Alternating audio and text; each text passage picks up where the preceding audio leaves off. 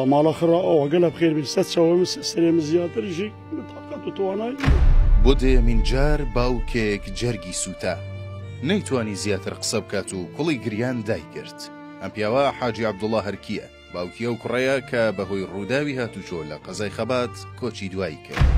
بەڵام ئەمە یەکەمین منداڵی نەبوو، بەڵکو دەیەمین منداڵی بوو کە بە ڕووداوی جۆرە و جۆر کۆچی دواییان کردووە و بوونەتە خەمێکی قوڵ لەسەر دڵی خۆی و بنەماڵەکەی.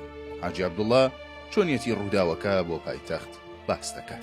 ئێوە ڕووداوەکە ڕوویدا شەوا جمعە دەوری سەعات 10:30 بۆ 11 چوو ئەم خۆ درێژ کەسی شەقی بیم تەلەفۆنێک بۆ هات گوت وەرە خەستەخانەی کوڕێتە ئیبریندار ئەس چۆمە خەستە تاوەری کەلێکی کە ئەس چۆمە خەستێ گوتیێتە بر بۆ هەولێرێ دوێ دیما بین بچووک سێ چارێک بین جەحێل بین سوار بین داسنە پاچێ داوزێ نوزا چەلگەڕیانەوێ بڕک نوزا سرعەت بینە نظامچە ئیلتاسێ دای تورمێلی وەرگرت تورمێلا قەلب بی الحەمدوللا زۆر شکر سێ سەلامەت بین کوڕێمەژی چۆ بەدڵەوانیا خودێ و پیرا و جحیلا گردنا خرازا مالا خرا او قلب خير بست شوام سریم زیاتر جی طاقت و توانایی.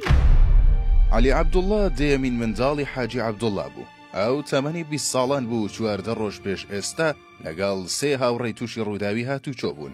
دوایمانەوەی زۆر لە نەخۆشخانە ئەمڕۆ کۆچی دوایی کرد. حاجی عەبدوڵڵا لە سێ هاوسەر 17 منداڵی بووە. دە لە منداڵەکانی بە ڕووداوی جۆرە و جۆری وەکو ڕووداوەکانی هاتوچۆ شێلەن بە ئۆتۆمبیل و خنکان لەدەستداوە. ئێستاش 7 منداڵی ماوە کە 4 کوڕ و 3 کچن. کۆتا منداڵیشی کە لە دەستیدا عەلی تەمەن 20 ساڵان بوو. عەلیش هەر لە گۆڕستانی شێخبازی لە قەزای خەباتی هەولێر لە تەنیش 4 برا و 2 خوشکی دیکەی ئەسپەردەی خاک کرا. بێجگەلەوانیش 4 برای دیکەی لە گۆڕستانی ناحیەی کۆڕەی قەزای پیرمام بە خاک سپێردراون.